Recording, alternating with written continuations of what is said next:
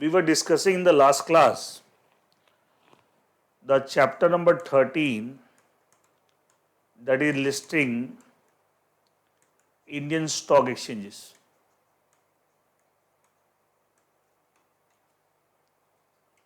And basically we were discussing in this chapter this law, that is the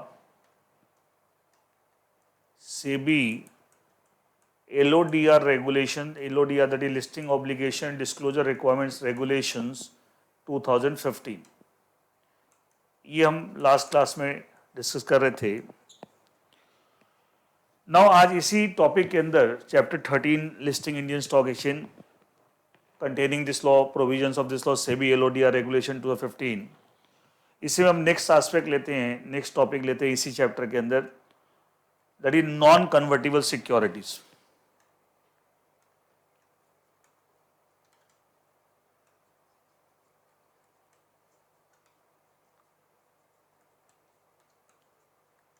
देखिए, let's say there is some entity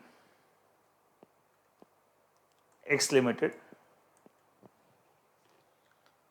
It has got its non-convertible securities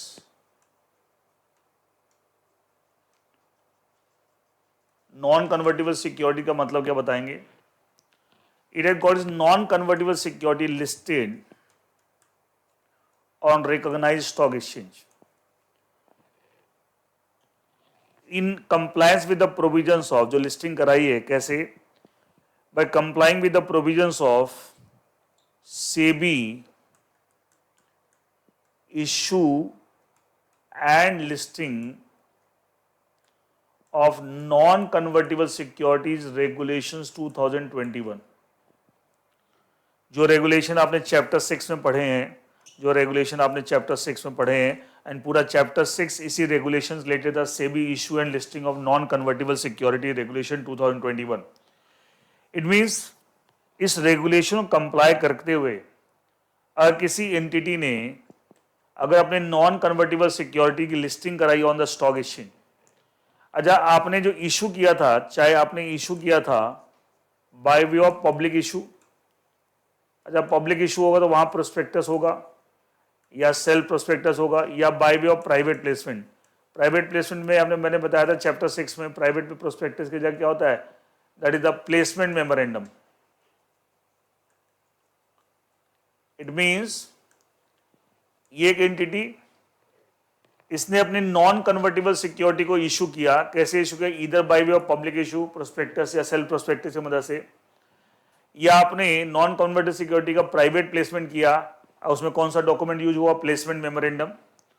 और उसकी आपने listing कराई. Public issue में आप जानते हैं listing mandatory होती है, प्राइवेट प्लेसमेंट ऑप्शन, बट आपने कराई है. कहाँ लिस्टिंग कराई? On the stock exchange. और आपने ये लिस्टिंग कराई by complying with which law? SEBI issue and listing of non convertible security regulation 2021, जो आप चैप्टर 6 पूरा डिटेल में इसी लॉ से रिलेटेड हमने पढ़ा है. देन अच्छा बताइए, जब ऐसा है, जब एक कंपनी ने नॉन कन्वर्टिबल सिक्योरिटी का इशू किया है इधर by way of public issue और by way of private placement, फिर उसकी लिस्टिंग कराई. पब्लिक इशू में तो लिस्टिंग मैंडेटरी है, प्राइवेट प्लेसमेंट आप कराना चाहे करें, लेकिन आपने कराई है, लिस्टिंग कराई on the stock exchange. How in accordance with the provisions of this law SEBI issue and listing of non convertible securities regulation 2021, जिसके बारे में आप चैप्टर 6 डिटेल में पढ़ चुके हैं. नाउ जब ऐसा किया कंपनी ने, तो जब आपने इशू किया था और लिस्टिंग कराई, तो कौन सा लॉ फॉलो किया? SEBI issue and listing of non convertible security regulation. इसके अकॉर्डिंगली आपने इशू किया बाय द पब्लिक इशू और बाय प्राइवेट प्लेसमेंट, और फिर लिस्टिंग कराई in compliance with this law. अच्छा जैसे आपने इशू करके लिस्टिंग करा ली, क्या now is there is a contractual relationship between this issuer X limited and the stock exchange? क्या कॉन्ट्रेक्चुअल रिलेशनशिप बनेगा? क्या ये कॉन्ट्रेक्चुअल रिलेशनशिप के लिए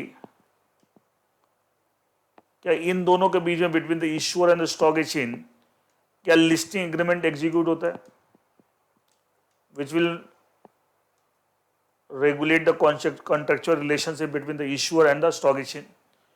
and one of the requirements हमने पढ़ा था लिस्टिंग एग्रीमेंट के अंदर है that the issuer will have to, one of the requirements under listing agreement है that issuer will have to comply with the provisions of SEBI listing obligation and disclosure requirements regulations 2015. और इसके SEBI LODR regulation में बहुत सारे provision, सारे provision सब context हो रहे लगते हैं. तो सेबी एलओडीआर रेगुलेशन 2015 के अंदर एक चैप्टर है, chapter 5, it is divide number of chapter, chapter 5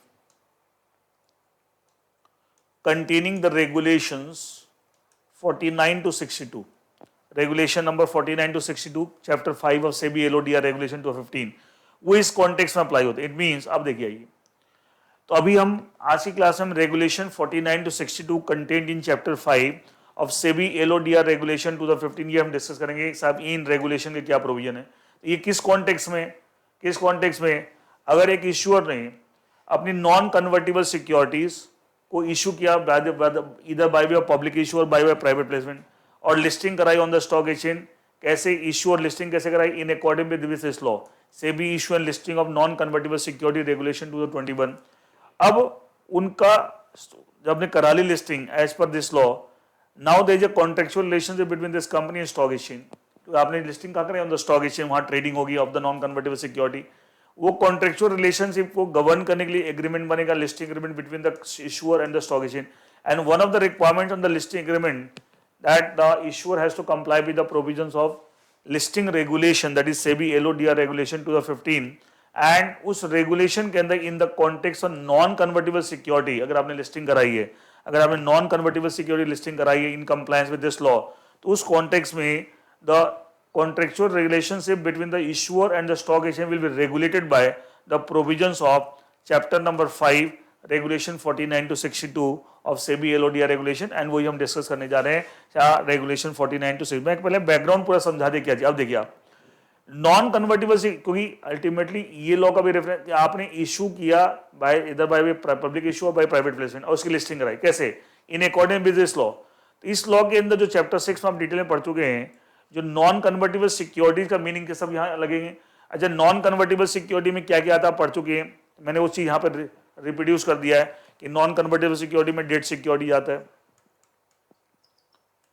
non convertible redeemable preference share आते हैं, perpetual non cumulative preference share आता है, परपेचुअल डेट इंस्ट्रूमेंट आता है और such other instrument as be specified by SEBI. ये सारी चीजें आती हैं. ठीक है, डेट इंस्ट्रूमेंट का मतलब मैंने वहां बता रखा है नॉन कन्वर्टेबल डेट सिक्योरिटीज.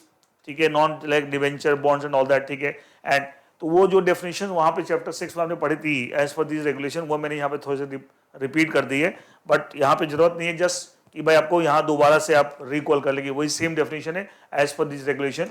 इसका था अब हम जो रेगुलेशन 49 to 62 जो डिस्कस करने, इसके जो प्रोविजन डिस्कस करने जा रहे हैं ऑफ सेबी एलओडीआर रेगुलेशन 2015, ये किस कॉन्टेक्स्ट में है.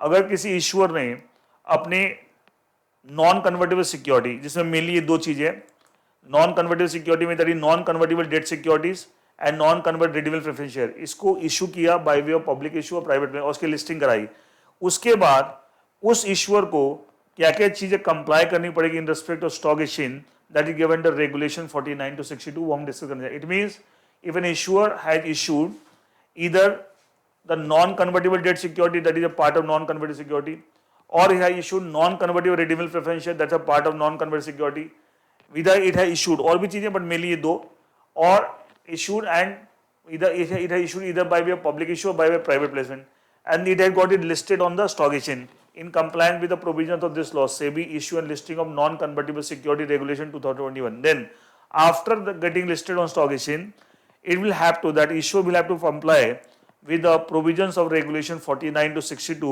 given the SEBI LODR regulation 2015. And वो क्या प्रोविजंस है वो मैं डिस्कस करने जा रहा हूँ. मैंने पूरा एक बैकग्राउंड बता दिया कि हम क्या पढ़ने जा रहे हैं, किस कॉन्टेक्स्ट में, वो सारी बात मैंने आपको डिस्कस कर दी है. देखिए, इसलिए इसमें सबसे पहले इंट्रोडक्शन में मेरे रीड आउट भी कर देता हूँ. The provisions chapter 5 that is regulation 49 to 62 किसका of SEBI LODR regulation listing obligation disclosure requirement regulation 2015 shall apply only to a listed entity. कौन सी लिस्टेड एंटिटी, आपने लिस्टिंग कराई तब तक तो ये लॉ लगा, लिस्टिंग कराने के बाद कौन सा लॉ लग रहा है, LODR रेगुलेशन. LODR में इस कॉन्टेक्स्ट में कौन सा, regulation 49 to 62. It says that shall apply only to listed entity which are listed as non-convertible security on a recognized on a recognized stock exchange, how in accordance with SEBI issue and listing of non-convertible security regulation 2021, ये regulation detail में आपने chapter 6 में पढ़ा है. As per SEBI issue and listing of non converted security regulation 2021, वो definition रखे non converted security, debt security. Non converted security में debt security आता है, ये आता है, ये आता है, तो इन चारों के डेफिनेशन रखे. बट प्राइमरली मेन जो है नॉन कन्वर्टेबल सिक्योरिटी में एक नॉन आता है डेट सिक्योरिटी. डेट सिक्योरिटी का मतलब है non convertible debt security, NCDs, ऐसे शॉर्ट में लिखेंगे NCD small s, non convertible debt security and non convertible redeemable preference share. Now we start with the, ये जो इंट्रोडक्शन वगैरह जो है ये रेगुलेशन 49 में दे रखा है कि साहब ये किस पे लगेगा, कौन सी, तो अभी पढ़ा मैंने, वो रेगुलेशन 49 में दे रखा है. तो पहला रेगुलेशन 49 इसका ये कि साहब किस कॉन्टेक्स्ट में प्रोविजन है. Now regulation 50, intimation to stock exchange.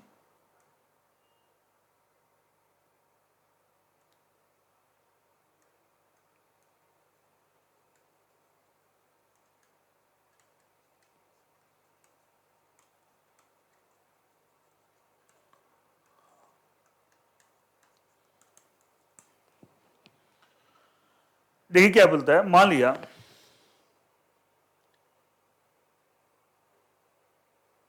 X limited is the issuer.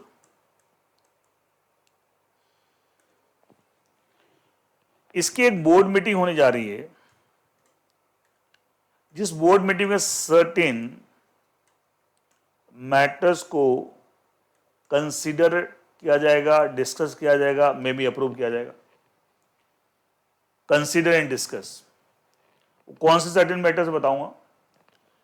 तो उस बोर्ड मीटिंग के बारे में कि साहब इस दिन बोर्ड मीटिंग इस पर्पस के लिए वहां पे ये मैटर डिस्कस होने जा रहा है, कंसीडर, इस बात की जानकारी इंटीमेशन देनी to the stock exchange as per regulation 50. Date of intimation, कितने दिन पहले इंटीमेशन देनी, at least 2 working days, minimum 2 working days. अच्छा, जब ये 2 दिन काउंट करेंगे working day, excluding the date of giving the intimation, excluding the date of board meeting. जिस बोर्ड मीटिंग के बारे में हम जानकारी दे रहे हैं कि साहब इस दिन बोर्ड मीटिंग होने जा रही है for so and so purpose, जहां पे हम ये मैटर कंसीडर और डिस्कस करेंगे, उस बोर्ड मीटिंग की डेट को भी एक्सक्लूड कर दीजिए, मतलब उस दिन को काउंट नहीं. जैसे मान लिया आपकी बोर्ड मीटिंग 10 जुलाई 2022 को, 10 जुलाई, या मान लिया जैसे 10 मई 2022 को होने जा रही है, 10th of May 2022 को होने जा रही है, तो 10th मई को मत काउंट कीजिए आप, ठीक है. और आप जिस दिन इंटीमेशन भी दें वो भी काउंट नहीं कीजिए. इसका मतलब क्या है, इस एग्जाम्पल में कम से कम 7 तारीख को 7th में, प्रोवाइडेड 8th और 9th आपको वर्किंग डेज हो. 8th और 9th को छुट्टी का दिन नहीं होना चाहिए, लिखा 2 वर्किंग डेज, ठीक है. अगर एज्यूमिंग दैट 8th और 9th आपके वर्किंग डेज हैं, कोई छुट्टी नहीं है, तो कम से कम 7 तारीख या उससे पहले इंटीमेशन देनी पड़ेगा. 7 तारीख को आपने दिया 7 मई को, और 10th मई को आपको बोर्ड मीटिंग है, ये डेट ऑफ इंटीमेशन है, ये डेट ऑफ बोर्ड मीटिंग है, तो ये भी काउंट नहीं होगा और ये भी काउंट नहीं होगा. 8-9, तो ये 2 दिन होगा कम से कम, प्रोवाइडेड 8 और 9 दोनों वर्किंग डेज है. इसमें भी कोई छुट्टी अगर पड़ गई तो फिर आपको 1 दिन और बढ़ाना पड़ेगा. इस एग्जाम्पल में 7 दिन या 7 मई और 7 मई से पहले इंटीमेशन देनी पड़ेगी टू द स्टॉक एक्सचेंज. किसको इंटीमेशन देनी है, to the stock exchange, regarding this board meeting के साथ इस दिन को बोर्ड मीटिंग होने जा रही है for so and so purpose, and at least 2 working days prior to the date of board meeting. And ये 2 वर्किंग डेज काउंट करते समय क्या करेंगे, will exclude the date of intimation and exclude the date of board meeting. देखिए क्या लिखा, and वो certain matter क्या कंसीडर जिसके रिस्पेक्ट में इंटीमेशन देनी है. The listed entity shall give prior intimation to the stock exchange of at least 2 working days in advance, excluding the 2 working days में excluding the date of intimation, date of the meeting of the board of director. किस चीज की intimation देनी, about the board meeting, इस board में in which any of the following proposals are to be considered, जिसमें इनमें से कोई प्रपोजल कंसीडर, ऐसा बोर्ड मीटिंग होने जा रही है, तो उस बोर्ड मीटिंग की जानकारी आप देंगे. सब इस दिन हमारी बोर्ड मीटिंग हो जा रही है for the so and so purpose. Any alteration in the form or nature non convertible security that listed on the stock exchange. जो non convertible security already stock exchange में लिस्टेड है, तभी तो ये उसके बाद ये प्रोविजन लगेंगे. उसमें अगर आपको चेंजेस करने जा रहे हैं, एनी ऑल्टरेशन, फॉर्म हो सकता है आप नॉन कन्वर्टिबल सिक्योरिटी को कन्वर्टिबल में चेंज करने जा रहे हैं, दैट इज फॉर्म. नेचर, उसमें कुछ ऑल्टरेशन करने की बात का प्रपोजल है, एंड उस प्रपोजल को अगर डिस्कस करने के लिए आपने बोर्ड मीटिंग में बुलाई है, तो उस बोर्ड मीटिंग की जानकारी आप स्टॉक एक्सचेंज में देंगे एज पर रेगुलेशन 50. और any alteration in the rights or privileges of the holders thereof, जो नॉन कन्वर्टिबल सिक्योरिटीज के जो होल्डर्स हैं, नॉन कन्वर्टिबल सिक्योरिटी होल्डर, उनके राइट जो हैं, जो आपने उनको एक साथ एग्री कर रखा है ईश्वर ने, या उनके जो उसमें आपको चेंजेस ऑल्टरेशन करने की बात कर रहे हैं, अगेन दैट, एंड उससे रिलेटेड बोर्ड मीटिंग में आप उस मैटर को डिस्कस अप्रूव करने के लिए बोर्ड मीटिंग बुलाइए. देन उस बोर्ड मीटिंग की भी जानकारी आप स्टॉक एक्सचेंज को देंगे। Any alteration the date of the interest dividend redemption amount और नॉन, देखिए अब जब नॉन कन्वर्टेबल सिक्योरिटी के अंदर नॉन कन्वर्टेबल डेट सिक्योरिटी भी आती है, अब उसके ऊपर इंटरेस्ट जिस दिन पे करना है, या जब वो रिडम्पशन के लिए ड्यू हो जाए तो ड्यू डेट ऑफ रिडम्पशन है, या अगर नॉन कन्वर्टेबल रिडीमेबल प्रेफरेंस है उस पर डिविडेंड पे करना है या उसका रिडम्पशन करना है, इनकी जो डेट्स हैं, date of payment of dividend, date of payment of interest, due date of redemption, date of redemption, इनमें अगर कोई ऑल्टरेशन करते हैं, again don't you think is going against the rights of the non security non convertible security holder, तो law बोलता again जिस board meeting में इसके बारे में हम चर्चा करने जा रहे हैं कि हम ये ऑल्टरेशन करने का सोच रहे हैं, उस बोर्ड मीटिंग से कम 2 दिन पहले इस बात की इंटीमेशन आप स्टॉक एक्सचेंज में देंगे। नेक्स्ट, जिस बोर्ड मीटिंग में आपके इश्यूअर के financial results are going to be considered and discuss and all that is quarterly financial result or annual result as the case में भी, उसकी जानकारी भी आप स्टॉक एक्सचेंज को देंगे उस बोर्ड मीटिंग में। Fund raising bye way of issuance और नॉन कन्वर्टेबल सिक्योरिटी, अगर नॉन कन्वर्टेबल सिक्योरिटी जैसे ऑलरेडी आपके लिस्टेड है, उसके अलावा और फ्यूचर में आप और नॉन कन्वर्टेबल सिक्योरिटी इशू करके फंड रेज करना थे, अगेन जिस बोर्ड मीटिंग में इसके बारे में डिस्कस होगा एंड प्रपोजल रखा जाएगा, एजेंडा है जिस बोर्ड मीटिंग, उस बोर्ड मीटिंग की जानकारी स्टॉक एक्सचेंज में देंगे। Any matter affecting the rights और interest of holders or non, जो नॉन कन्वर्टेबल सिक्योरिटी होल्डर्स हैं उनके राइट्स और इंटरेस्ट में कोई भी चीज जिसका बैड इफेक्ट पड़ सकता है या जिसका राइट्स, तो वो अगर उससे बारे में कोई बोर्ड मीटिंग होने जा रही है जहां पे board is going to discuss approve such matter, then that about that board meeting again about that board meeting the intimation will be given to the stock exchange। अच्छा, ये तो जिस बोर्ड मीटिंग में ये जितने मैटर्स A to E हमने discuss किए, अगर कोई बोर्ड मीटिंग होने जा रही है कंपनी की और उस बोर्ड मीटिंग के एजेंडा में इस तरह के कोई मैटर डिस्कस करने की बात हो रही है कि साहब इस बोर्ड मीटिंग के मैटर कंसीडर होंगे, तो उस बोर्ड मीटिंग की जानकारी आप स्टॉक एक्सचेंज को देंगे at least 2 working days and excluding the date of giving the intimation and date of the board meeting. इसके अलावा एक चीज और बोल रहे हैं, जो आपका पॉइंट C एंड D था, C और D में क्या था, clause C and clause D। Clause C में था फाइनेंशियल रिजल्ट्स क्वार्टरली और एनुअल एज द केस में भी, and D the fund raising by issuance और नॉन कन्वर्टेड सिक्योरिटी। ये बोला इस कॉन्टेक्स्ट में जो क्लॉज C और D में था, इससे रिलेटेड अगर आप शेयरहोल्डर्स की कोई मीटिंग बुलाते हैं, मे बी AGM और EGM, any general meeting for the shareholders approval, कि साहब ये मैटर शेयरहोल्डर से, बोर्ड ने तो अप्रूव किया, शेयरहोल्डर से अप्रूव कराना है, तो जिस दिन आपको शेयरहोल्डर्स की मीटिंग का नोटिस जाएगा, साथ साथ आपको उससे नॉट लेटर देन दैट, साथ में उस जनरल मीटिंग का नोटिस स्टॉक एक्सचेंज को भी जाएगा। It means the if the company is going to hold a shareholders meeting, that it may be AGM or EGM, in for the purpose of taking the approval shareholders of the on the matter given the clause C or clause D, ठीक है, clause C is regarding the financial result, clause D regarding the issuance of non converted security।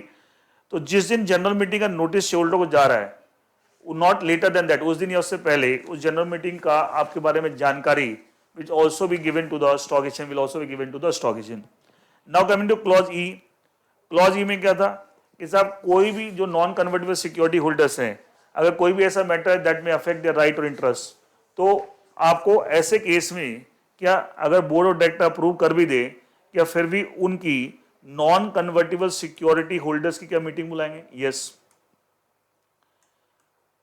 To take their approval. बिना उनके approval कैसे ऐसा कर सकते हैं, उनके राइट्स और बैड इफेक्ट डाल सकते, नॉट पॉसिबल, तो उनकी मीटिंग बुलाएंगे। तो जब इस मीटिंग का नोटिस जिस दिन जाएगा, नॉट लेटर देन दैट, इस मीटिंग का नोटिस स्टॉक एक्सचेंज को भी जाएगा to inform the stock exchange. देखिए लिखा हुआ है, तो इस ई वाले केस में इससे रिलेटेड मीटिंग है, नॉन कन्वर्टेबल सिक्योरिटी होल्डर्स की मीटिंग, और COD में अगर उस मैटर में शेयरहोल्डर के अप्रूवल के लिए हम जनरल मीटिंग बुला रहे हैं, ये क्या लगा, the listed entity shall also intimate the stock exchange not later, कब इंटीमेट करेंगे, not later than the commencement of dispatch और नोटिस, मतलब जिस दिन इनको नोटिस भेजना शुरू करें, इस केस में शेयरहोल्डर को और इस केस में आपको नॉन कन्वर्टेबल सिक्योरिटी, जिस दिन उनको नोटिस भेजना शुरू कर दोगे, कमेंसमेंट कर दोगे, हो सकता है सारे नोटिस एक दिन में जाएंगे, कुछ आज से शुरू कर दिया हमने भेजना, तो जिस दिन आपने भेजना शुरू करे, कमेंस कर दिया, उस दिन से लेटर नहीं होना, उस दिन या उससे पहले स्टॉक एक्सचेंज को भी इन्फॉर्म करेंगे। In case of any AGM और EGM that is proposed to well for obtaining shareholder approval for the proposals at clauses C and D above, ये मैंने बता दिया, and for any meeting of the holders of non convertible security in relation to proposal at clause E above, ये मैंने सारा कुछ पहले explain कर दिया क्या स्ट्रक्चर है। Now we move on to next regulation, regulation number 51। Regulation 51 क्या, देखिए disclosure of information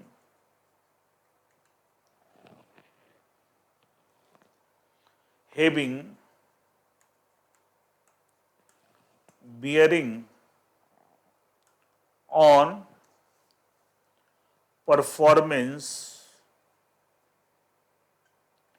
or operation of listed entity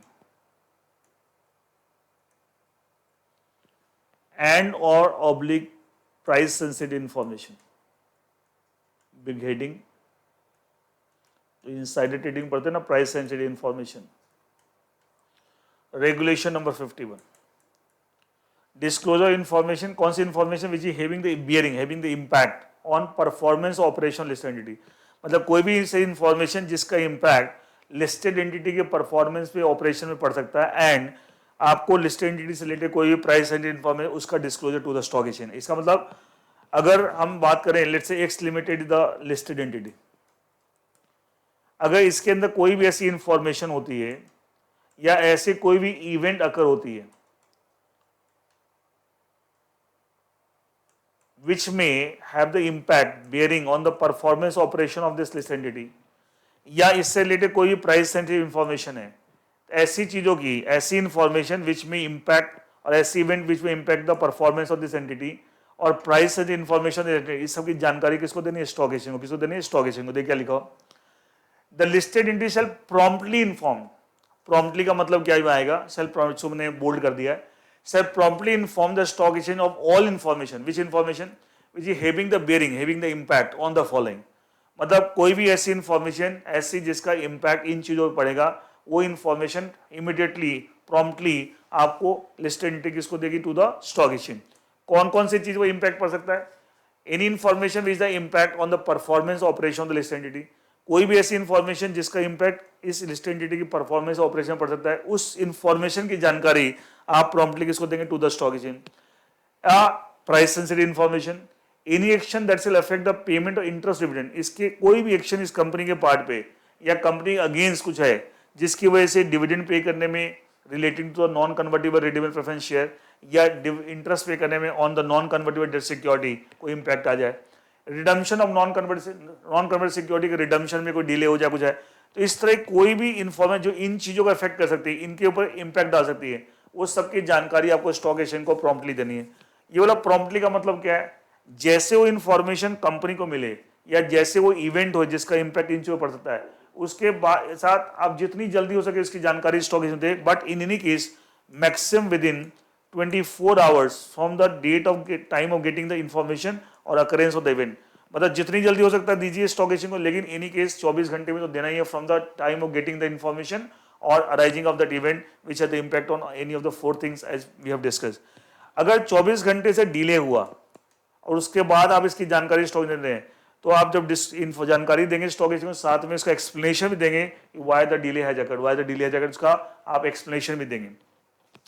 फिर ये बोल रहा है विदाउट प्रेजुडिस टू जनरल, ये तो बात होगी उसको बिना अफेक्ट किए हुए, द लिस्टेड एंटिटी विच है लिस्टेड नॉन कन्वर्टेबल सिक्योरिटी जो हम पढ़ रहे हैं, shall also make the disclosure specified in part B of schedule 3 of this regulation. SEBI LODR regulation 2015 का जो शेड्यूल 3 है उसके अंदर एक पार्ट बी है, उसमें जो डिस्क्लोजर्स हैं वो सारी डिस्क्लोजर्स भी आपको करेंगी listed entity to the stock exchange, जहां पे आपने नॉन कन्वर्टेबल सिक्योरिटी की लिस्टिंग करा रखी है. नेक्स्ट ये बोल रहा है जब जब ये जानकारी जो एज पर रेगुलेशन 51 आप स्टॉक एक्सचेंज को दे रहे हैं, साथ में आप ये सारी इंफॉर्मेशन, ये जानकारी अपनी वेबसाइट पर भी आप लिस्टेड एंटिटी होस्ट करेगी और अपनी वेबसाइट पे ये कम से कम 5 साल तक मेंटेन करेगी. 5 साल के बाद आप चाहें अभी कंपनी की जो भी आर्केबल पॉलिसी है कि उसको कहाँ रखना है एंड ऑल दैट, उसको अलग से हार्ड डिस्क में रखना है वॉटएवर उसके, लेकिन 5 साल तक. तो इसका तो जब भी रेगुलेशन 51 के अकॉर्डिंगली आप इन्फॉर्मेशन स्टॉक एक्सचेंज में दे रहे हैं, साथ में वो सारी इन्फॉर्मेशन लिस्टेड एंटिटी को अपनी वेबसाइट पर भी होस्ट करनी है. आप जानते हैं हर लिस्टेड एंटिटी को अपनी वेबसाइट मेंटेन करनी है as per regulation 46 of the regulation, and आपको 5 साल तक कम से वो इन्फॉर्मेशन अपनी वेबसाइट में मेंटेन करनी है. उसके बाद आप चाहें तो उसको हटा सकते हैं. That is all regulation number 51. Now regulation 52, financial results.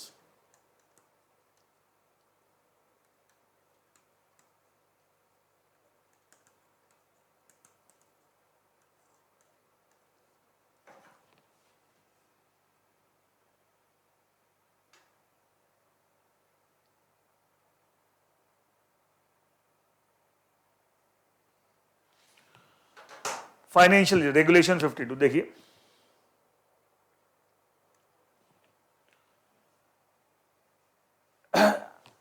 आपने ऐसा ही सेम प्रोविजन रेगुलेशन 33 पढ़ा इन द कॉन्टेक्स्ट इक्विटी शेयर, इसी चैप्टर में एलओडीआर रेगुलेशन के अंदर regulation 33 in the context equity share. देखिए यहां पे दो बातें करेंगे, जो फाइनेंशियल के पहले 3 क्वार्टर हैं, अप्रैल मई जून एक क्वार्टर, जुलाई टू सितंबर दूसरा क्वार्टर, अक्टूबर टू दिसंबर तीसरा क्वार्टर, और जो last quarter of the financial होता है that is January to March. तो जो फर्स्ट 3 क्वार्टर्स हैं, first 3 quarters and last quarter as per regulation एकदम सिमिलर टू रेगुलेशन 33 है, जो कि in the context of equity share था। फर्स्ट 3 क्वार्टर्स के रिस्पेक्ट में आपको अनऑडिटेड क्वार्टरली फाइनेंशियल रिजल्ट्स तैयार करके स्टॉक एक्सचेंज को फाइल करने हैं। अच्छा ऑडिट तो, लेकिन साथ में ऑडिटर की लिमिटेड रिव्यू रिपोर्ट, ये चीज आपने वहां भी पढ़ी, लिमिटेड रिव्यू रिपोर्ट, बहुत सारी चीजें रिपीट हो रही है, वो अभी आपको सबमिट करनी है। अच्छा ये कितने दिन में करना है? With in 45 days from the close of the quarter, quarter close होने के 45 दिन के अंदर। इसका मतलब अगर पहला क्वार्टर की बात करें, अप्रैल मई जून, 30 जून को क्वार्टर खत्म हुआ, 45 दिन उससे क्या होगा? जुलाई 31 का है महीना 14, इसका है 14 अगस्त, पहले क्वार्टर की रिस्पेक्ट में। दूसरा क्वार्टर आपका जुलाई अगस्त सितंबर, देन अक्टूबर 31 का, और बाय 14 नवंबर। थर्ड क्वार्टर की बात करें, अक्टूबर नवंबर दिसंबर, उसके बाद आपके 45 दिन, ठीक है, तो आपका जनवरी 31 दिन का, और फिर फरवरी, तो बाय 14 फरवरी। ये ड्यू डेट मैंने बता दी कब तक ये आपको क्वार्टरली रिजल्ट बना के आपको स्टॉक एक्सचेंज को फाइल करना है। ये तो पहले 3 क्वार्टर के रिस्पेक्ट में। जो लास्ट क्वार्टर है उसके रेस्पेक्ट में क्या करना है, rather than unaudited quarterly financial, यहां पे ऑडिटेड एनुअल रिजल्ट्स पूरे साल के, और वो भी ऑडिटेड। तो क्या साथ में ऑडिट रिपोर्ट भी आएगी of the auditor? Yes, audited जब है तो ऑडिटेड, वहां पे अनऑडिटेड तो लिमिटेड रिव्यू रिपोर्ट, ऑडिट तो नहीं हो रहा था, यहाँ audited report of the auditors. अच्छा ये आपको करना file with in 60 days from the close of the last quarter. अच्छा लास्ट क्वार्टर कब क्लोज होगा? जनवरी फरवरी मार्च 31 मार्च को, उससे 60 दिन में। इसका तो बाय अप्रैल भी 30 का, अप्रैल 30 का होता है, ठीक है, 30 दिन, 60 days from the close of the last quarter. Last quarter या क्लोज ऑफ द फाइनेंशियल एक ही बात है, ठीक है। तो उस केस में बाय 30th ऑफ मई। ये तो मैंने मोटी मोटी, ये सेम चीज रेगुलेशन 33 में भी दे रखी है। इसके अलावा इन्होंने कुछ कुछ चीजें और दे रखी है, मैं पूरा पढ़ देता हूं, देखिए आपको, बट मोटी मोटी बात मैंने बता दी रेगुलेशन 52 की। The listed entity shall prepare and submit, prepare and submit unaudited or audited quarterly and year to date. मतलब अनऑडिटेड तो इसके लिए बोल रहा है, और ऑडिटेड इसके लिए बोल रहा है, फोर्थ क्वार्टर के लिए। shall prepare and submit unaudited and or audited quarterly and year, quarterly तो इसके लिए बोल रहा है, and yearly जो बोला है, and year to date वो इसके लिए बोल रहा है। Financial results on a quarterly basis in the format specified by SEBI within 45 days from the end of the quarter, this one, other than last quarter छोड़ दीजिए, उसके प्रोविजन अलग है, to the recognized stock exchanges, provided in case of entity which have listed the debt security। अगर आपने non convertible में debt security भी आ रहा है, नॉन रीड में अगर आपने डेट सिक्योरिटी की लिस्टिंग करा रखी है, नॉन कन्वर्टेबल सिक्योरिटी की बात करें उसमें से, तो उस केस में आपको जब ये स्टॉक एक्सचेंज को फाइल करेंगे, साथ में ये फाइनेंशियल रिजल्ट्स आपको डिवेंचर ट्रस्टी होगी। आप जब डेट सिक्योरिटी में डिवेंचर ट्रस्टी होगा तो डिवेंचर ट्रस्टी देखिए लिखा, provided that in case of entity which have listed debt security a copy of the financial submitted to stock, जब स्टॉक एक्सचेंज को फाइनेंशियल सबमिट कर रहे हैं, दिस वन, साथ में shall also be provided debenture trustee on the same day information, जिस दिन आप स्टॉक एक्सचेंज को दे रहे हैं साथ साथ डिवेंचर ट्रस्टी को सेम डे प्रोवाइड करेंगे। Last, next, the listed entity shall comply with the following requirement with respect to preparation, approval, authentication and publication of annual and quarterly financial। देखिए, A, unaudited financial results on quarterly basis, this one shall be accompanied by limited review report prepared by the statutory auditor listed in the format specified by SEBI, मैंने पहले बता दिया। The quarterly results shall be taken record by the board of directors and shall be signed by the managing director or the executive director, MD या executive director, कोई नहीं, full time director में दोनों आते हैं, एमडी एग्जीक्यूटिव डायरेक्टर, वो board approve करेगा और साइन कौन करेगा? Any executive full time director. The audited results for the year, इसकी बात करें पूरे साल के, shall be submitted to the recognized stock exchange in the same format, जैसे क्वार्टरली वैसे उसी फॉर्मेट में सबमिट होंगे. The annual audited standalone consolidated financial, अगर आपकी सब्सिडीज हो तो कंसोलिडेटेड बनेंगे. For the financial year shall be submitted to stock within 60 days from the end of the financial along with audit report. आगे along with audit report within 60 days. तो मैंने सब चीज को पहले सम अप कर दिया था किस तरीके से आपको, ठीक है. पॉइंट नंबर ई और एफ इसके अंदर दे रखे वो काट दीजिएगा, नॉट रिलेवेंट. ई और एफ जो दे रखा है वो कट कर दीजिएगा. एंड तो that is all about regulation number 52 financial results. Next is annual report.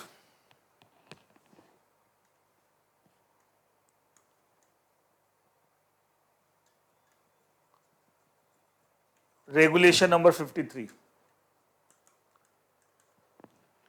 आप जानते हैं जब कंपनी की एनुअल जनरल मीटिंग होती है तो उस समय एजीएम से पहले कंपनी एक एनुअल रिपोर्ट बनाती है और उस एनुअल रिपोर्ट को सारे शेयर होल्डर को भेजती है और साथ में नोटिस ऑफ एजीएम भेजती है. तो जिस समय आप एनुअल रिपोर्ट और notice of AGM share holder को भेजते हैं तो जिस दिन भेजना शुरू करते हैं, commencement of dispatch of notice along with the annual report, उस दिन या उससे पहले, not later than the date of commencement of dispatch of these documents to the shareholder, उस दिन या उससे पहले, not later than that, ये डॉक्यूमेंट्स आपको स्टॉक एक्सचेंज को भी प्रोवाइड करना है. किसको प्रोवाइड करना है? To the stock exchange. अच्छा, इस डॉक्यूमेंट में क्या क्या इंफॉर्मेशन होगी वो सब दे रखा है, वो मैं बता देखिए आपको. The annual report listed in contain the disclosure specified company act की disclosure along with the following. और क्या कहती है? Audited financial, that is balance sheet, PL account, cash flow statement, auditor report, director report सब जानते हैं. Name of the debenture trustee with full contact details, का नाम, address, phone number, email ID of that अगर debt security का case है. The related party disclosure, related party transaction का disclosure.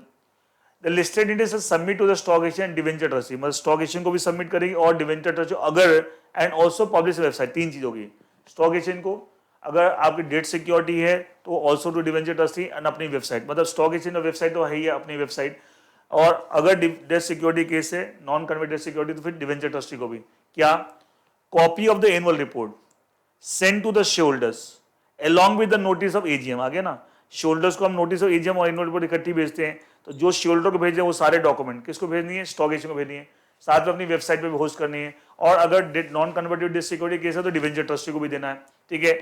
along with the notice of AGM not later than the date of commencement of dispatch to shareholder. जिस दिन आप share को ये सब डॉक्यूमेंट भेजने का प्रोसेस स्टार्ट करते हैं, कमेंस करते हैं, उससे बाद नहीं, मतलब उस दिन या उससे पहले आपको स्टॉक एक्सचेंज को भी डॉक्यूमेंट देने हैं. अच्छा, ये तो हो गया एजीएम से पहले की बात कि सब एजीएम से पहले जब हम शेयर को ये सब भेजते हैं उस दिन भेजना शुरू करते हैं, उस दिन या उससे पहले स्टॉक एक्सचेंज को भी भेजेंगे, डिवेंचर ट्रस्टी को भी देंगे और अपनी वेबसाइट पर भी. अब देखिए आप, एजीएम हुई, एजीएम में ये हो सकता है शेयर एनुअल रिपोर्ट में जब बैलेंस शीट होती है, ठीक है, पीएनएल अकाउंट होता है. अगर शेयर इन चीज़ों को डिस्कस करते हैं इन द एजीएम, अगर उसमें कुछ चेंजेस कर देता है कि साहब ये चीज़ें हम अप्रूव करें बट विद सम चेंजेस, तो क्या आपकी एनुअल रिपोर्ट मॉडिफाई हो गई, चेंज होगी? तो बोला if there is any changes in the annual report which is approve by the annual report का था कॉम्बिनेशन ऑफ वेरियस डॉक्यूमेंट, आप जानते हैं balance sheet, PNL account and all that and the auditor report, director report, सबको मिला के हम audit annual report बोलते हैं. तो इनमें से कोई भी इंफॉर्मेशन जो एनुअल रिपोर्ट में जो पहले भेजी गई थी उसमें अगर कुछ चेंज हुआ, एजीएम में शेयर होल्डर ने अप्रूव कर देता है, तो एजीएम होने के बाद ठीक है, आपको मैक्सिमम विद इन 48 आवर्स उसकी जानकारी भी स्टॉक एक्सचेंज देंगे. साहब क्या चेंज हुआ एनुअल रिपोर्ट में और क्या रीजन से उसके चेंज होने के सारे देखिए. क्या लिखा? स्टॉक एक्सचेंज को भी देंगे, अगर नॉन कन्वर्टिबल डेट सिक्योरिटी वाला केस है तो डिवेंचर ट्रस्ट को देंगे और स्टॉक अपनी वेबसाइट पर डालेंगे. In the event of any change, the listed entities are submit to the stock exchange and the debenture trustee and also publish on website. What? In the event of A point मैंने पहले बताया था. B, in the event of any changes to the annual report, अगर annual report changes हो सकता है AGM में shareholder ने approve करे changes, the revised copy जो annual report change revised copy along with the details and explanation for the changes. जो revised annual report है along with the details and explanation for the changes not later than 48 hours from the after the AGM के 48 घंटे के अंदर आपको इस सभी revise annual report along with what changes along with what regions, ठीक है, ये सब आपको बताना है to the stock exchange, debenture trustee and also on the website. Next देखिए एसेट कवर.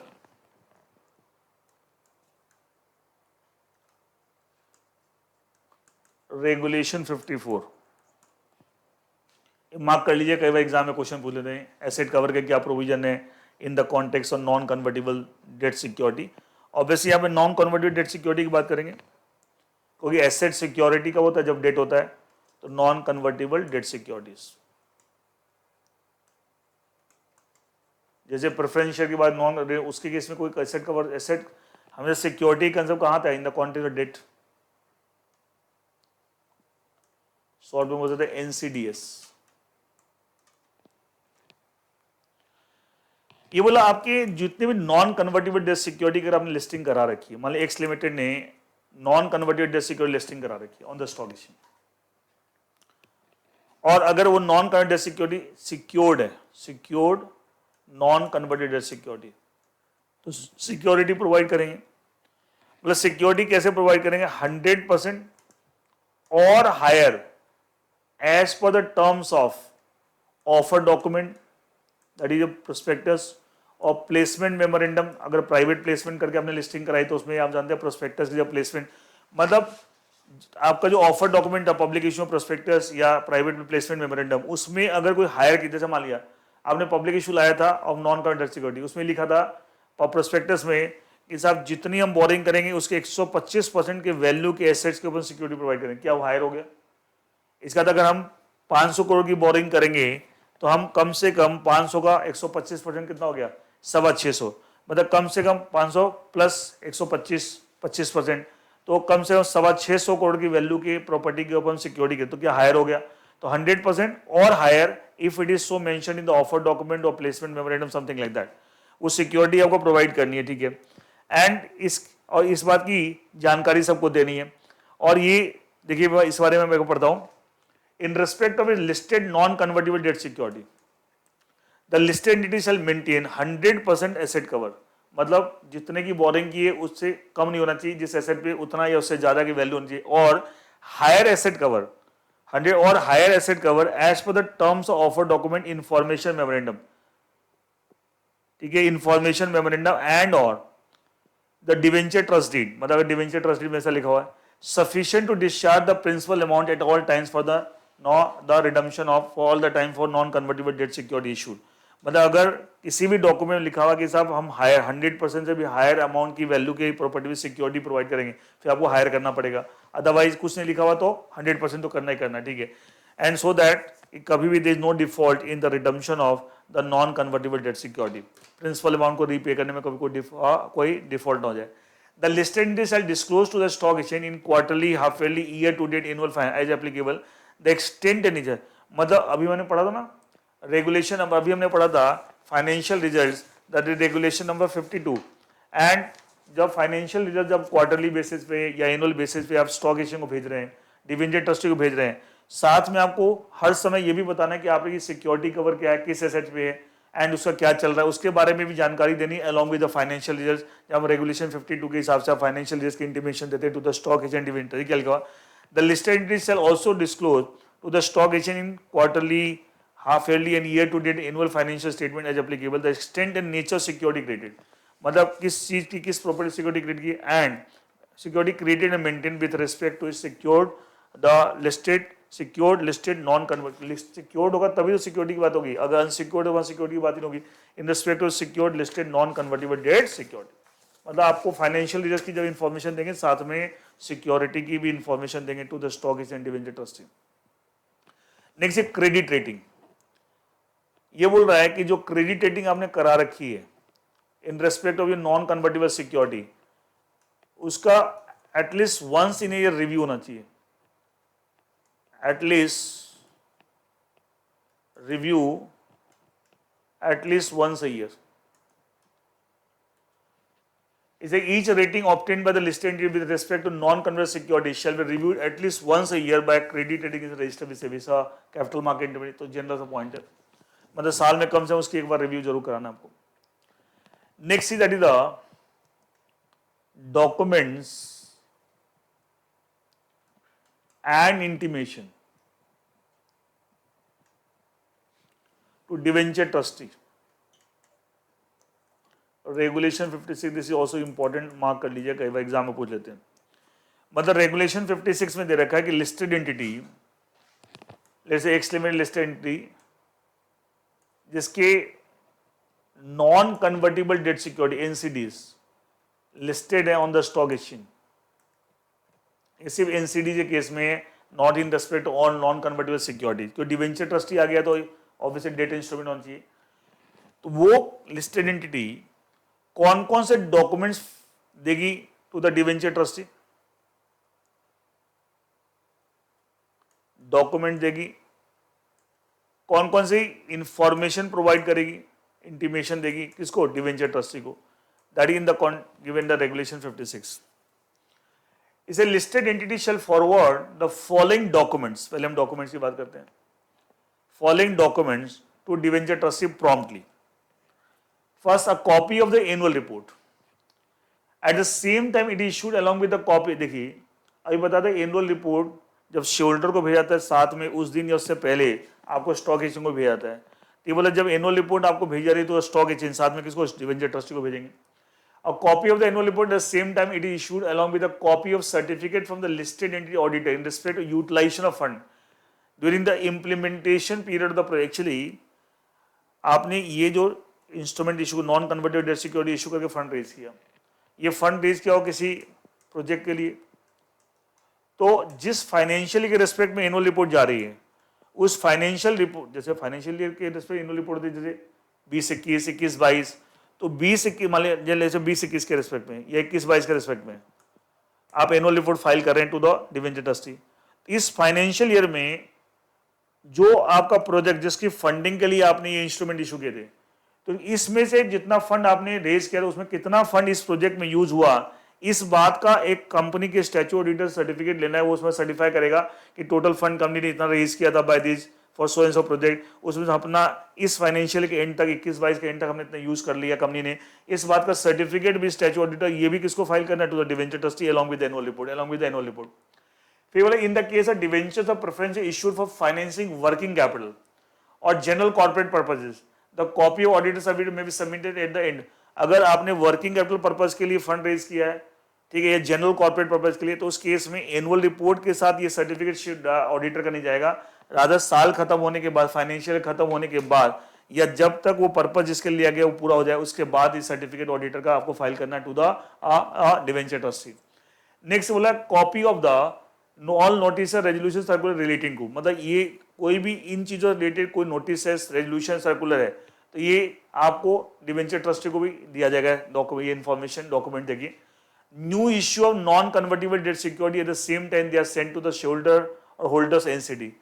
जब भी कभी नॉन कन्वर्टेबल डेट सिक्योरिटी नई इशू करनी है, मतलब पहले से तो इशू लिस्टेड है और इशू करनी है, तो उसके बारे में जब भी कोई डॉक्यूमेंट, कोई सर्कुलर, कोई नोटिस जैसे शेयरहोल्डर को भेजा जाएगा या एग्जिस्टिंग एनसीडी होल्डर को भेजा जाएगा, साथ में डिवेंचर ट्रस्टी को भेजा जाएगा। Next, copy of the notice relay meeting of holder NCD at same time. अगर non convertible debt security holder से कोई मीटिंग हो रही है तो मीटिंग का जो नोटिस इनको जाएगा साथ में उस नोटिस की कॉपी डिवेंचर ट्रस्टी को भेज जाएगी at the same time as send to the holders of NCD or advertise in the media and all that. ठीक है, जब इनको भेजा जाएगा नोटिस का मीटिंग का नोटिस साथ में डिवेंचर ट्रस्टी हो जाएगा। ये तो थी लिस्ट ऑफ डॉक्यूमेंट्स जो कि कंपनी को आपको प्रोवाइड करना है टू डिवेंचर ट्रस्टी। अब आते हैं information. Further listed in further, a listed entity shall give intimation regarding the following to a debenture, वही information to the debenture trustee. Any revision the rating, इसके ऊपर अगर रेटिंग में कोई चेंज आ जाता है तो उसकी जानकारी obviously that should be inform to the debenture trustee. Any default in timely payment of interest और रिडम्पशन ऑफ बोथ, अगर इंटरेस्ट पे करने पे या रिडम्पशन में अगर कोई भी टाइमली नहीं होता, उसमें कोई डिफॉल्ट है, उसकी जानकारी आपको किसको दी जानी चाहिए? To the debenture trustee, because this is something which is going against the rights of debenture holders. Failure to create charge on the assets, आपने एग्री किया था कि हम सिक्योरिटी प्रोवाइड करेंगे, चार्ज नहीं क्रिएट कर पा रहे हैं। And all covenants of the issue including, मतलब जितने भी टर्म्स या कंडीशन है उसमें कोई भी दिक्कत आती है तो उसकी इंटीमेशन आपको देंगे to the debenture trustee. Next देखिए क्या बोल रहा है, a listed entity shall also forward a half yearly certificate.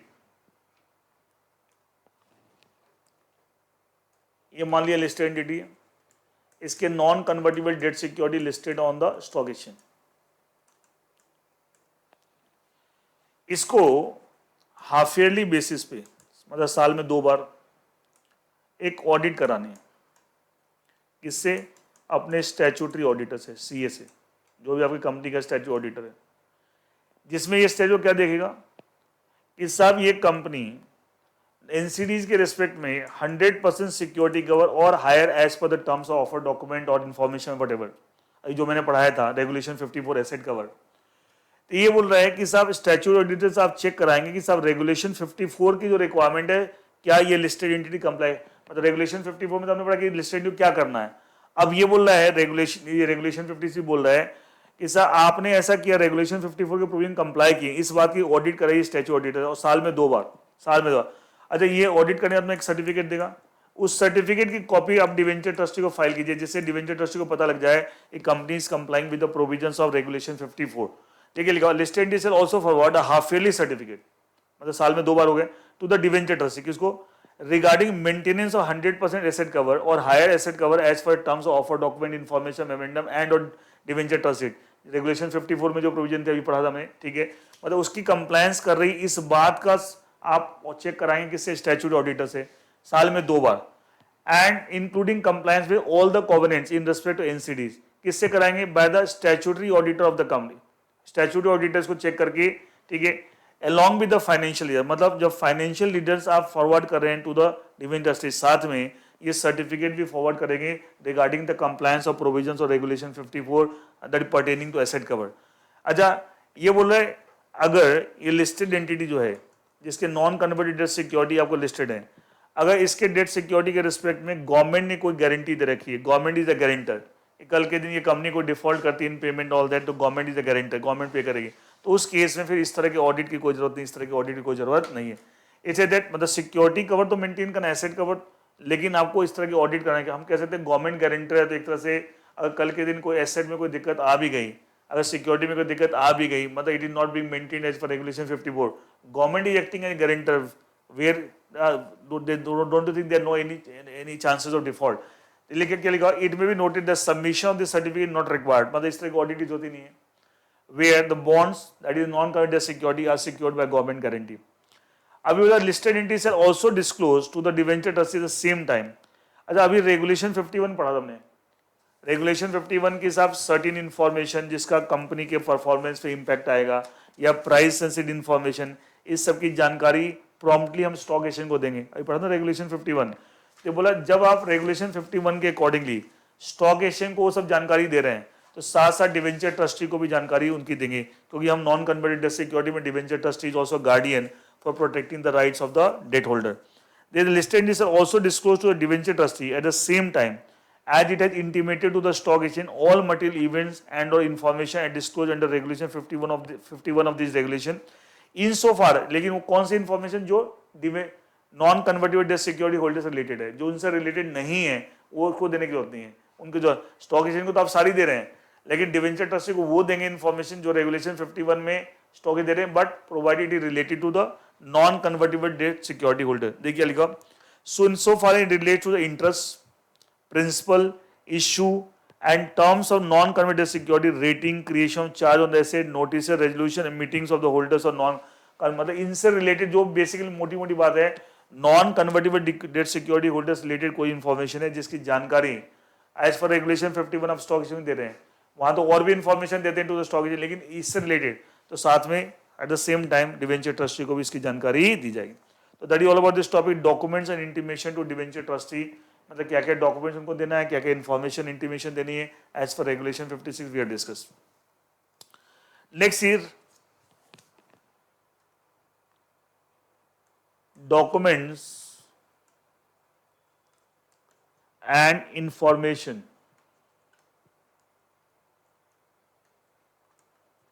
to holders of non-convertible securities, वो था document information to debenture trustee, ये document information to holders of non convertible securities regulation 58, उसमें हम डिवेंचर ट्रस्टी को document information की बात करते हैं, उनको क्या क्या डॉक्यूमेंट, क्या क्या इन्फॉर्मेशन, यहां हम बात करेंगे जो नॉन कन्वर्टिबल सिक्योरिटी होल्डर्स उनको क्या क्या डॉक्यूमेंट इन्फॉर्मेशन। देखिए क्या लिखा हो, जैसे एक्स लिमिटेड लिस्टेड एंटिटी है, आपके जो नॉन कन्वर्टिबल सिक्योरिटी होल्डर है उनमें से जिन्होंने अपना ईमेल आईडी रजिस्टर करा कर इधर विद द इश्यूअर और with the depository NSDL CDSL, तो ऐसे ही सिक्योरिटी होल्डर को एनुअल रिपोर्ट की फुल कॉपी कंपनी प्रोवाइड करेगी बट सॉफ्ट कॉपी, क्योंकि आपने ईमेल आईडी रजिस्टर करा रखा फॉर दिस पर्पस। लेकिन जिन्होंने ईमेल आईडी से रजिस्टर नहीं करा रखा, neither with the issuer not with the depository, उनको हार्ड कॉपी प्रोवाइड करेगी बट ओनली एब्रिज एनुअल रिपोर्ट। ये सब चीजें आप पहले भी कई कॉन्टेक्स्ट में पढ़ चुके हैं। थर्ड, जिन्होंने अपने ईमेल आईडी प्रोवाइड नहीं किया फॉर दिस पर्पस और they make a specific request कि मुझे हार्ड कॉपी चाहिए, वो भी फुल, एब्रिज तो कंपनी वैसे ही भेजती है अगर आपने रजिस्टर नहीं करा का ईमेल आईडी। लेकिन इसका मतलब क्या है, जिन्होंने ईमेल आईडी रजिस्टर करा रखा है ईदर विद द इश्यूअर और डिपॉजिटरी फॉर दिस, तो उनको तो फुल देगी, लेकिन सॉफ्ट को full annual report but soft copy. तो इससे वेस्टेज ऑफ मनी, क्योंकि देखिए लिस्टेड एंटिटी इतने इतने आपके नॉन कन्वर्टेबल सिक्योरिटी होल्डर हैं, सबको आप हार्ड कॉपी भेज रहे हैं, फुल कॉपी, और पढ़ते हैं नहीं लोग, उनको टाइम नहीं है या समझ नहीं आता, वेस्टेज ऑफ मनी है। इसलिए बोला आप सॉफ्ट कॉपी में वो खर्चा है नहीं, मेल के थ्रू भेजना है, वो भेज दिया फुल। लेकिन हार्ड कॉपी जिन्होंने नहीं मेल आईडी से, उनको हार्ड कॉपी भेजिए, वो भी लेकिन एवरेज छोटा सा डॉक्यूमेंट बना के, एवरेज एनुअल रिपोर्ट पढ़ा है कंपनी लोग अपने। एंड अगर जिसने ईमेल आईडी रजिस्टर नहीं कराया और स्पेसिफिक रिक्वेस्ट करता मुझे हार्ड कॉपी फुल चाहिए, तो उसको फिर फुल एनुअल रिपोर्ट की हार्ड कॉपी देंगे। लेकिन ऐसे गिने चुने लोग ही होंगे ना, गिने चुने लोग, उनको आप फुल दे दीजिए जो स्पेसिफिक रिक्वेस्ट करते फॉर दिस। सेम ऐसा प्रोविजन आपने इक्विटी शेयर के रेस्पेक्ट में पढ़ा है in the LODR regulation. Next वाला, further the listed entities are send the notice of all meetings along with the proxy form of holders of non-convertible debt security and non-redeemable preference shares, specifically stating, एक चीज देखिए, मान लें कभी भी non convertible debt security holders या holders or non convert redeemable preference shares, इनकी कोई मीटिंग हो रही है, तो मीटिंग का नोटिस आएगा, तो नोटिस के साथ प्रॉक्सी फॉर्म भी भेजना है और साथ में ये भी लिखना है कि साहब आप प्रॉक्सी अपॉइंट कर सकते हैं। एंड प्रॉक्सी अपॉइंट करने का प्रोविजन कंपनी एक्ट में सेक्शन 105 में जो जनरल मीटिंग शेयरहोल्डर्स के मीटिंग के रिस्पेक्ट में अप्लाई, तो सेम प्रोविजन भी अप्लाई होगा। ठीक है, लिखा further listed entities has sent the notice of all meetings along with the proxy form. Notice, meeting का नोटिस जाएगा प्रॉक्सी फॉर्म के साथ, along with the proxy form of holders of non convertible debt security. Meeting किसकी? Meeting of these people. किसकी meeting? Meeting along with, meeting of whom? Holders of non convertible debt securities, holders of non convertible redeemable preference share, specifically stating that the provisions for appointment of proxy as mentioned in section 105 Companies Act shall be applicable for such meeting। मतलब meeting भले आपकी हो रही है, share holder की meeting नहीं हो रही, लेकिन non converted date security holder की हो रही है, non convertible redeemable preference share holder की हो रही है, लेकिन आपको भी हम प्रॉक्सी अपॉइंट करने का अधिकार दे रहे हैं, उसके लिए हम प्रॉक्सी फॉर्म भेज रहे हैं। और यहाँ प्रॉक्सी अपॉइंट करने से रिलेटेड प्रोविजन वही लगेंगे जो शेयर होल्डर की मीटिंग के रेस्पेक्ट में लगते हैं as given the section 105 of the companies act. कह सकते हैं यहाँ भी प्रॉक्सी कंसेप्ट है और सेम प्रोविजन चलेंगे, उसके लिए कंपनी आपको प्रॉक्सी फॉर्म भी भेजती है along with the notice of the meeting of these security holders. Next, structure of non convertible debt securities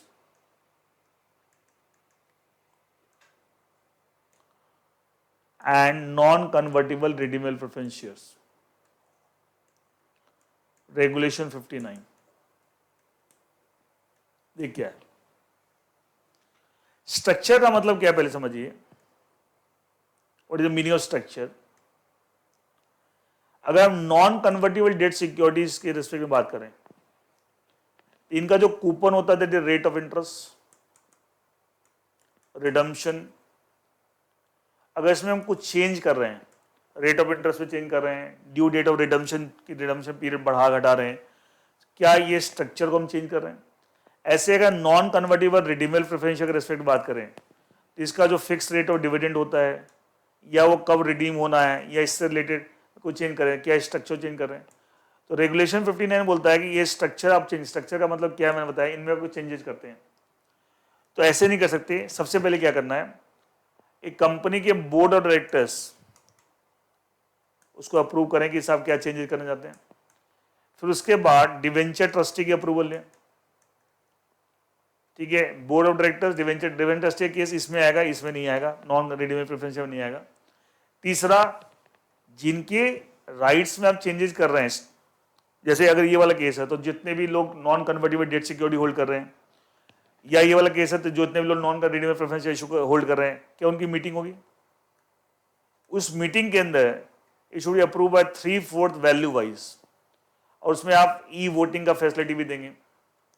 तो पहले कंपनी का बोर्ड ऑफ डायरेक्टर स्ट्रक्चर में जो चेंज करने के बाद उसको अप्रूव करें, फिर डिवेंचर ट्रस्ट से अप्रूव करें, फिर जिनके राइट्स में आप चेंजेस करना चाहते हैं उनकी मीटिंग बुला के उनसे अप्रूवल लें, रिगार्डिंग कंसेंट लें, 3/4 ऑफ वैल्यू ई वोटिंग की फैसिलिटी दें, ठीक है, listed entity and all that, ठीक है। एंड उसके बाद फिर आप एप्लीकेशन लगाएंगे, साहब हमारे पार्ट में हमने सबसे अप्रूवल ले लिया टू द स्टॉक एक्सचेंज, और फिर स्टॉक एक्सचेंज भी अगर अप्रूवल देता for this kind of changes in structure, then only the structure can be change, then only structure can be change. It means first board approve करेगा, फिर debenture trustee, फिर जिनके rights पे आप impact डाल रहे हैं बाय दिस, उनकी मीटिंग बुला के उनसे अप्रूवल लीजिए, then applicable to the stock exchange for the approval of stock exchange. Stock exchange को एप्लीकेशन लगाइए उनकी अप्रूवल के लिए, ठीक है, और वो अप्रूवल दे देगा, तब जाके द इश्यूअर में make the changes in the structure of the non convertible debt security और नॉन कन्वर्टिबल प्रेफरेंस। मैं वो पूरा पढ़ देता हूँ।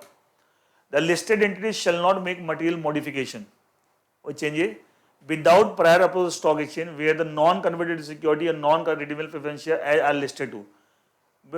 Material modification regarding what? Are modification to the structure of non-converted security debenture in terms of coupon, redemption, otherwise coupon means rate of interest. ठीक है, material modification to the structure of non redeemable preference in terms of dividend redemption, मैंने पहले लिख दिया। The approval of the stock exchange refer shall be made only after, मतलब आप stock exchange को application ही बाद में लगाइए, पहले ये सब कीजिए, उसके बाद आपको स्टॉक एक्सचेंज को एप्लीकेशन लगाए, फिर वो अप्रूव करे, उसके बाद ही आप उसके बिना अप्रूवल के आप चेंजेस नहीं कर सकते। Approval of the board of director debenture trustee and obtaining the consent in writing of the holders of not less than 3/4 by value, ठीक है, of the holders of that class security, provided the listed entity shall provide the facility of remote e voting to the facilitated consent. मतलब 3/4 value जिनका है उनकी consent चाहिए, उसके लिए आप रिमोट ई वोटिंग फैसिलिटी भी देंगे, ठीक है। एंड तो पहले ये अप्रूव करे, फिर ये अप्रूव करे, फिर ये अप्रूव करे by this much of majority, फिर application to stock exchange for this kind of change in the structure. Structure में चेंज का मतलब क्या है?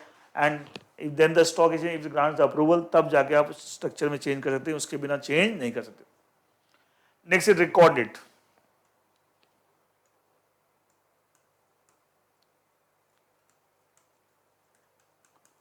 रेगुलेशन 60। एक चीज देखिए, एक लिस्टेड एंटिटी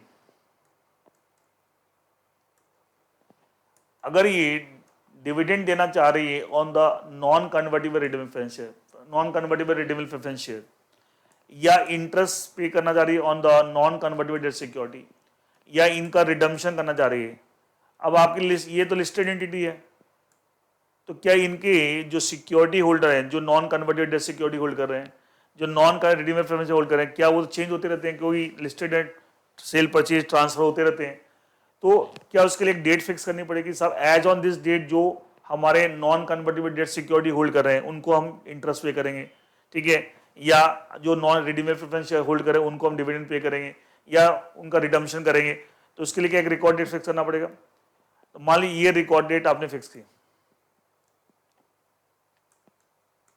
पहले बोला साहब इन चीजों के लिए आपको रिकॉर्ड डेट फिक्स करना पड़ेगा। जब रिकॉर्ड डेट फिक्स करेंगे तो at least 7 days before the record date इस बात की जानकारी स्टॉक एक्सचेंज में, ये सब चीजें आपने रेगुलेशन 42 वगैरह सब पढ़ा है, and in the contract equity से सेम प्रोविजन है, एंड किसको जानकारी देंगे तो द स्टॉक। देख लिया, the listed entity shall fix a record date for the purpose of payment of interest, dividend and payment और रिडम्पशन और रीपेमेंट अमाउंट और for such other specified stock exchange, and the listed date shall give notice in advance or at least 7 working days excluding the date of intimation and date of record date to the stock exchange for this purpose also, that stock exchange के knowledge में बात आ जाए, और ये अखबारों वगैरह में छपवाई जाती है ऑल द, ठीक है। नेक्स्ट देखिए, टर्म्स ऑफ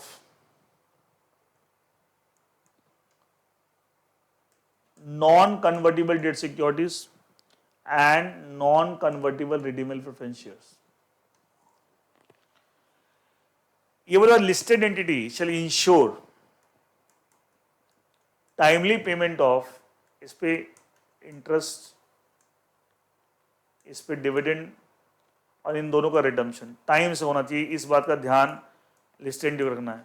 इसमें ऑल्सो क्रिएशन सिक्योरिटी, अगर नॉन कन्वर्टेड डेट सिक्योरिटी की बात करें, टाइम से इंटरेस्ट पे हो, टाइम से रिडम्पशन हो, जो सिक्योरिटी क्रिएट करनी है एज एग्रीड, एज अगर सिक्योर्ड ये है तो सिक्योरिटी टाइम से क्रिएट हो, नॉन कन्वर्टेड में प्रेफरेंस शेयर है तो टाइम से डिविडेंड पे हो, टाइम से रिडम्पशन हो, ये सारी चीज़ों का आपको ध्यान रखना है। लेकिन एक बात का ध्यान रखना है, अगर इन the context of non convertible debt securities,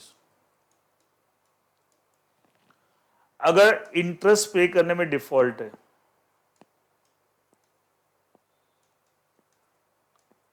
या रिडम्पशन में डिफॉल्ट है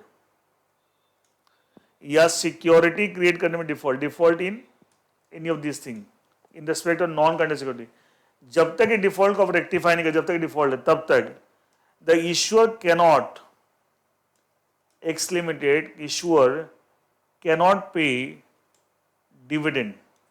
बहुत लॉजिकल सी बात है। अच्छा, डिविडेंड आप non convertible redeemable preference shares या इक्विटी शेयर होल्डर को पे करेंगे। अच्छा, डिविडेंड पे कर जिनको करे वो कैपिटल का पार्ट है, कंपनी का शेयर होल्डर है, ठीक है। और ये क्या क्रेडिटर, नॉन कन्वर्टेड, ये क्या क्रेडिटर है। और आप जानते हैं जब आप कोई भी पेमेंट करते हैं ऑब्लिगेशन डिस्चार्ज, उसमें अच्छा क्रेडिटर को तो क्या उसकी प्रायोरिटी होती है, इसका effect balance sheet PNL account वगैरह में सबको आता है, पहले प्रायोरिटी होती है। तो लॉ बोलता है कि साहब पहले अगर इनके रिस्पेक्ट में डिफॉल्ट है, plus sir non converted security holder को आपने इंटरेस्ट पे नहीं किया टाइम से, रिडम्पशन नहीं किया टाइम से, या उसके फेवर सिक्योरिटी जो क्रिएट करती टाइम से नहीं क्रिएट की, तो उनके राइट्स को अफेक्ट कर रखा है और आप शेयर होल्डर को डिविडेंड बांट रहे हैं, गलत है ना। तो बोला जब तक ये डिफॉल्ट चल रहा है तब तक आप डिविडेंड नहीं पे कर सकते। देखिए लिखा आप, the listed entity shall ensure timely payment interest or dividend of non converted security and और इंटरेस्ट इसके लिए, एनसीडीज के लिए, और डिविडेंड इसके लिए, नॉन कन्वर्टेड रिडीमेबल शेयर और redemption payment, provided the listed entity shall not, ध्यान देखिए, provided listed entity shall not declare or distribute any dividend, shall not declare or distribute any dividend wherein it had defaulted in payment of interest or on debt security or redemption thereof or in creation of security as per the terms of the issue of debt security। मतलब अगर इनमें से कोई भी default in respect of non converted date security holder, time से interest नहीं पे किया, डिफॉल्ट चल रहा है, रिडम्पशन में डिफॉल्ट चल रहा है, क्रिएशन सिक्योरिटी डिफॉल्ट चल रहा है, तो जब तक ये डिफॉल्ट चल रहा है तब तक आप कंपनी अपने शेयर होल्डर को, चाहे वो इक्विटी शेयर होल्डर हो चाहे नॉन कन्वर्टेबल रिडीमेबल शेयर हो, उनके रिस्पेक्ट में आप डिविडेंड ना तो डिक्लेयर कर सकते हैं ना डिस्ट्रीब्यूट कर सकते हैं। नॉट लॉजिकल भी बात है कि पहले क्रेडिटर्स की इंपॉर्टेंस होगी, फिर आपको इनको मिलेगा टू द शेयर होल्डर। इसके बाद हमने regulation 49 to 62 given under chapter 5 of SEBI LODR regulation 2015 in the context of non convertible security, जिन्होंने ये लिस्टिंग करा रखी है एंड उनको क्या क्या कंप्लाई करना after listing of non convertible security to regulate the relationship between the issuer and the stock exchange। ये मैंने आपको पढ़ा दिया, इसमें सारे प्रोविजन नहीं पढ़ाया, मेन सारे प्रोविजन पढ़ा दिए, नॉट एकदम की लाइन से गए बच्चे वाले से। 49 में तो इंट्रोडक्शन था, 50, 51, 52, ठीक है, फिर 53, 54 ऑलमोस्ट हैं, 54, 55, 56, देन 57 नहीं है, ठीक, कोई बात नहीं, वो 58 जो चीज़ रिलेवेंट नहीं मैंने 9, 60 ऑलमोस्ट है, 61 ऑलमोस्ट है, खाली दो नहीं है, 62 नहीं है, आई थिंक 57 नहीं है। सो ये मैंने कंप्लीट कर दिया कि सब regulations 49 to 62 in the context of the LODR regulation in the context of the listed issuer which are listed as non-convertible security in accordance with the provisions of issue and listing of non-convertible security regulation 2021। इस chapter के last में एक छोटा सा topic दे रखा है, recognition to company secretary under the this SEBI LODR regulations, जो अभी हमने पूरा चैप्टर पढ़ा है 2015। एक कंपनी सेक्रेटरी हो, इस लॉ के अंदर क्या रिकॉग्निशन है, कहाँ कहाँ इसका रूल है।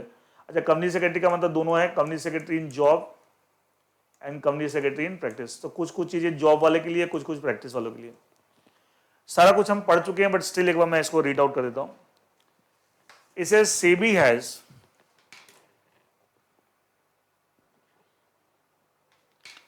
they say that SEBI has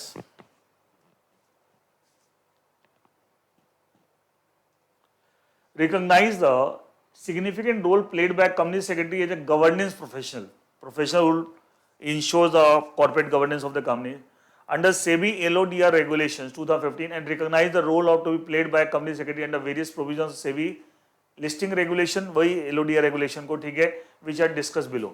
1, Regulation 6 provides that a listed entity shall appoint a qualified company secretary at the compliance officer। पढ़ा था ना, रेगुलेशन साहब कंपनी का कंपनी सेक्रेटरी एक अपॉइंट करना है which will acting at the compliance officer. तो क्या ये जॉब वाले की बात है, कंपनी सेक्रेटरी इन जॉब की बात है। नंबर 2, रेगुलेशन 7 सब रेगुलेशन 3 हमने पढ़ा था। रेगुलेशन, ये तो रेगुलेशन 6 था, रेगुलेशन 7 सब रेगुलेशन 3 पढ़ा था कि साहब हर एक लिस्टेड एंटिटी को शेयर से रिलेटेड या तो इन हाउस फैसिलिटी होनी चाहिए to provide a facility relating to share to the share holder, या आप काम को आउटसोर्स कर सकते हैं to RTA, registrar and transfer agent. और आपने ऐसा किया, इस बात का सर्टिफिकेट, कंप्लायंस सर्टिफिकेट आपको स्टॉक एक्सचेंज को फाइल करना है within 30 days from the close of the financial year. And ये जो सर्टिफिकेट फाइल करना है to the stock exchange, it shall be signed by compliance officer of the company, plus अगर आपने RTO को आउटसोर्स किया उसका ऑथराइज रिप्रेजेंटेटिव, उसका ऑथराइज, अगर आप खुद कर रहे हैं तो खाली कंप्लायंस ऑफिसर। लेकिन कंप्लायंस ऑफिसर कौन होता है? कंपनी सेक्रेटरी वो। अच्छा, इसके अंदर एक छोटा सा मिस्टेक आपके नोट्स में है, इसमें लिखा साल में 2 बार सर्टिफिकेट फाइल होगा। पहले 2 बार ही होता था, लेकिन अमेंड हो गया है, अब ये 1 बार होता है। पहले हाफ ईयरली बेसिस पे 2 बार होता था, अब 1 बार हो गया। तो थोड़ा सा करेक्शन करके मैं पढ़ देता पूरा। Regulation 7 sub regulation 3 requires that the listed entity shall submit a compliance certificate to the exchange, that is stock exchange, duly signed by both the compliance officer of the listed entity, बताया था ये तो करेगा ही, and the authorized representative share transfer where applicable। अगर आपने outsource किया और share transfer agent को आरटीए को, तब उसका रिप्रेजेंटेटिव भी साइन करेगा। विद इन के बाद कुछ वर्ड्स हैं वो काट दीजिए जो मैं बता रहा हूं। विद इन के बाद आपको जो लिखा हुआ है 1 month of end of each half of, यहां तक काट दीजिए, ये सारे वर्ड्स आप काट दीजिए। 1 month of end of each half of, ये काट दीजिए यहां तक। इसकी जगह क्या लिखिए आप? इसकी जगह क्या लिखिए? मैं टिक कर दूं। विद क्या लिखना है आपको इसकी जगह? 30 days from the end of, ये लिखना है। मैंने टिक कर दिया 30 days from the end of. ये ऊपर जो मैंने क्रॉस लगा दी, ये पहले से लिखा 1 month, इतने सारे वर्ड्स काट दीजिएगा। 1 month of end of each half भी काट दिया, उसकी जगह टिक कर लिया मैंने 30 days फ्रॉम, ये कर लिख लीजिएगा। तो ये क्या बन जाएगा? ये आप करेक्शन कर लें तो क्या बन जाएगा? देखिए, विद इन 30, विद इन के बाद 1 month ये मैंने कटवा दिया, with in 30 days from the end of, क्या बन जाएगा? The financial year. With in 30 days from the end, मतलब जब फाइनेंशियल एंड हो उसके 30 दिन के अंदर, मतलब 31 मार्च को फाइनेंशियल खत्म हो, उसके 30 मतलब 30 अप्रैल तक। Certifying that all activity in relation to both physical electronic are maintain either in house or by registrar to issue and all that. इसका तो ये एक्चुअली अमेंड हो गया है, इन पहले साल में 2 बार जाता था, अब ये 1 ही बार जाता है, तो ये करेक्शन कर लीजिएगा। Next regulation, next third point, regulation 16(1)(d). अच्छा, ये भी कंपनी सेक्रेटरी इन जॉब से रिलेटेड था। Regulation 16(1)(d) of SEBI LODR regulations में एक टर्म यूज होता है corporate governance contact, senior management. अच्छा, सीनियर मैनेजमेंट में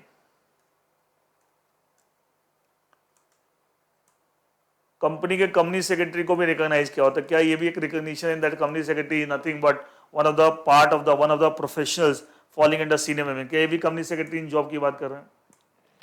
नंबर 4, सब चीज आप पढ़ चुके हैं, खाली इसको एक जगह कंपाइल किया गया है। It talks about regulation 24A। क्या वहां पे सेक्रेटरी ऑडिट की बात है?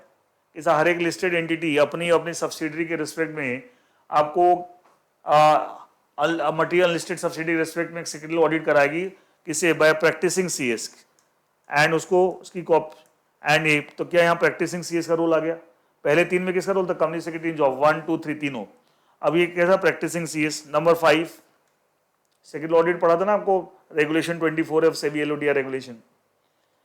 नंबर 5, रेगुलेशन 40 सब रेगुलेशन 9, ये भी आपने पढ़ा है पहले। अच्छा, जब भी कंपनी के पास फिजिकल मोड में कोई रिक्वेस्ट आती है for registration of transfer share, for registration of क्या नाम है, consolidation, for sub division, for endorsement of call money, तो कंपनी का जब भी वो शेयर सर्टिफिकेट आता है, रिसीव हुआ, उसके 30 डेज के अंदर उसकी रिक्वेस्ट को प्रोसेस करके 30 डेज के अंदर वापस भेज देना है। कंपनी ने ऐसा किया है, इसकी ईयरली बेसिस पे, पहले ये भी साल में 2 बार होती थी, अब यह ईयरली हो गया। ये और रेगुलेशन 7(3) जो 2 पॉइंट नंबर 2 पे आ रहा था, ठीक है, रेगुलेशन पॉइंट नंबर 2 पे जो आ रहा था, ये एक्चुअली इंटर रिलेटेड है। वहां भी पहले साल में 2 बार था, यहाँ भी साल में 2 बार था, अभी दोनों साल में 1 बार हो गए। ईयरली यहाँ करेक्शन ऑलरेडी किया हुआ है, यहाँ करेक्शन ऑलरेडी किया हुआ, उसमें करेक्शन नहीं था, बाय मिस्टेक रह गया, तो उसमें मैंने करा दिया है। यहाँ भी ईयरली बेसिस पे एक प्रैक्टिसिंग सीएस आप ऑडिट कराएंगे, जिसमें वो चेक करे कि जब जब कंपनी को रिक्वेस्ट आई थी, कंपनी ने क्या 30 डेज के अंदर रिक्वेस्ट को प्रोसेस करके शेयर को वापस भेजा कि नहीं भेजा। तो क्या यहाँ पे कंपनी को, हर एक कंपनी को, लिस्टेड एंटिटी को साल खत्म होने के बाद 30 दिन के अंदर ये ऑडिट करानी पड़ती है प्रैक्टिसिंग सीएस से, और इस ऑडिट के बाद ये जो अपना सर्टिफिकेट देगा उस सर्टिफिकेट की कॉपी फाइल करनी पड़ती है टू द स्टॉक एक्सचेंज। तो क्या यहाँ भी प्रैक्टिसिंग सीएस का रूल है। Now coming to the last one, as per schedule 5 part C clause 10 sub clause 1 of the SEBI LODR regulation 2015, a certificate from company secretary in practice, again यहाँ भी PCS का role है। तो पहले 3 point थे relating company secretary in job and last 3 points are related to PCS। Company secretary, sorry मैंने by mistake गलती से पढ़ा, 7 पॉइंट है, एक और पॉइंट आपका, ठीक है। 7 देखिए बाद में, 6 देखिए, शेड्यूल 5, 6 मैंने 7 पढ़ना शुरू कर दिया था।